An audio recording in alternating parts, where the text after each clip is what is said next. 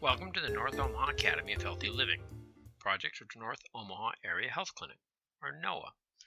NOAA is about providing health education and screening to people in their community, regardless of their ability to pay. Our motto is, in the community, for the community. This 8-session educational series is called Eat Well, Live Well, and is designed to help you learn to eat better and thereby lose weight. If you're listening in a group, we welcome you. My name is Mark Darby, and I'm Director of North Omaha Academy of Healthy Living. Welcome, everyone. We're excited to have you as we learn more about this great journey we are on about eating and food. In that journey, we're going to talk about 3 tools you can use to redefine your relationship with food. Tools that can help you control the food and not let the food control you. The method we use here at Eat Well, Live Well is called Plan, Track, Review. Plan what you eat before you eat it. Track what you eat while you eat it. Review what you ate after you ate it. And I would add one thing to this. Planning what you eat before you eat works better after a period of prayer and meditation. Prayer and meditation calms the mind and makes planning more effective. Now here at Eat Well, Live Well, we recommend prayer and meditation because it works. Neither NOAA nor the North Omaha Academy of Healthy Living promotes a specific religion or denomination. However, research shows that prayer and meditation help promote healthy behaviors. We have many groups who will use this series in their church, and we think that's just great, and we're happy to partner with them in their house of worship. Yet we also work in the community with those who are not affiliated with their church, but who practice some form of spirituality. To them we say welcome as well. For NOAA and the Academy, health is the primary goal, and people who use prayer and meditation eat well and thereby live well. Now there are 2 rules at Eat Well, Live Well. You'll hear these rules over and over. Rule number 1 is no food is bad. You see, when people come to a diet class, though I don't really think of this as a diet class, I think of it as a class to help people eat better. But when people come to a class like this, the first thing they say is, do I have to give up my donuts, or can't I eat bacon anymore? And they're just in such pain. But here, no food is bad. Donuts are okay, and bacon is okay. But the way we eat today is changing. The portions we eat have become larger and more calorie-packed. A small donut packs as many calories as 5 apples or a small steak or a large salad. In addition, the portions we eat are larger and larger. A large donut 10 years ago is the small size now, so large is the new small. No food is bad, but pay attention to how much you eat. Eat the food you like, but eat in moderation. If you want to lose weight, you have to make some changes. But research shows that if people are able to eat the food they love, it's more likely that they'll cut down on other foods and thereby lose weight. So it's not portion control, it's portion priority. We would rather people eat what they love in smaller amounts than a whole bunch of stuff they really don't care for. Now that's rule number 1, no food is bad.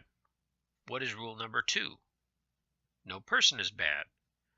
This is also very important. We've seen very many people in this program who have tried to lose weight, but have had setbacks and not lose as much as they think they should, and then feel miserable about themselves. But feeling guilty does not help. We can forget that one of the main reasons we eat is through habitual behavior. We learn to eat from TV, movies, family, and we just never think about how we eat. It's called unconscious eating. We don't think about eating, we just eat on impulse. In addition, some people eat when they feel upset or sad. That's called emotional eating. It occurs when we use food to address our emotional states. We don't use food for nutrition or celebration like it is primarily meant to be used. We use it to deaden feelings or create feelings. So all these 4 things, larger portions, calorie-packed foods, emotional eating, and habitual eating, are the real reasons why people gain weight. Most people don't get up in the morning and decide that they're going to eat so much that they put themselves at risk for diabetes or heart trouble. People gain weight because they unconsciously eat for emotional reasons, and when they eat, they tend to eat more calorie-packed foods in larger portions. But when we use the plan, track, review methods, we fight against that. When we plan, track, and review, we change the way we think about food. we gain back our ability to decide how much we want to eat. We control the food, and the food does not control us. So let's pretend you're driving to work. What do you see frequently? Fast food signs, restaurant signs. Just imagine on your journey to work how many of these signs you will see. Can you picture it? On my way to work, there's a McDonald's sign like in the picture, but there's also a bakery and a Subway. This is a typical drive. Each time you see one of these fast food signs, a part of you wants to eat. You get a cue to cause you to want to eat, even if you're not hungry. If you have not planned what you're going to eat, then you could very likely, unconsciously, drive to the pickup window and order some fries and a drink. Now, this is very similar to a candy shelf back home. When you have a permanent place for snacks, it's an ongoing temptation. In the back of your mind, you always know that you can go there and get a snack. Have you ever found yourself walking by your candy shelf or your candy cabinet and unconsciously picking up a snack? You start eating without even thinking about it. I'm always reaching for a bag of chips. Now, the same thing can also happen at a party with lots of food. Like my aunt's house at Thanksgiving, she really puts on a full table. So you see, all these things make us eat more, maybe unconsciously, or maybe when we are upset or lonely. Yet when we take larger portions, calorie-packed foods, habitual eating, and emotional eating, and bring them into the world of snack closets, fast food, and parties, we tend to gain weight. So how do we change that? Plan, track, review. For the remainder of this session, we will talk about planning. In the next two sessions, we'll talk about tracking and review. Well, each of the tools is very simple, yet when practiced over time, they break up the unconscious patterns of eating which will enable us to make better eating choices. Each one of these tools creates what is called an anchor in the brain. An anchor is a psychological concept which designates a reference point for our thinking. Let me give you an example. When you make a shopping list, you are creating an anchor for the grocery store. You can use the list to buy only what you want and avoid buying all those things that the grocery store wants you to buy. Planning what we eat does the same thing. We recommend planning what you eat in the morning after a period of prayer and meditation. Writing down what you eat in the morning then creates an anchor in your brain that will guide your food choices. So if you have a written plan, or a menu actually, then you'll be less likely to eat impulsively. The brain tends to remember the plan, and when you unconsciously want to eat, your brain will react differently. Now, wait a minute, that doesn't mean you can eat anything you want, but you will have a greater chance of deciding what you want to eat and not letting habit or emotions decide. Now, you may be asking, does planning have to be all that complex?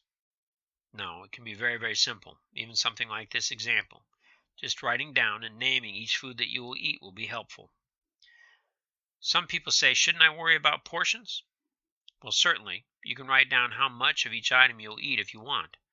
But when starting out, it's just a good idea to keep it simple.